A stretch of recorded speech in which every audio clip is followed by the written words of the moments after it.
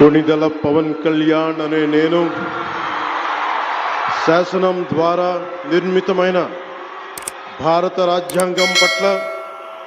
నిజమైన విశ్వాసం విధేయత చూపుతానని,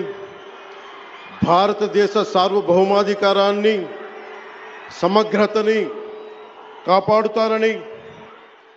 ఆంధ్రప్రదేశ్ రాష్ట్ర మంత్రిగా నా కర్తవ్యాలను శ్రద్ధతో అంతఃకరణ శుద్ధితో నిర్వహిస్తానని, భయం గాని పక్షపాతం గాని రాగద్వేషాలు గాని లేకుండా రాజ్యాంగాన్ని శాసనాలని అనుసరించి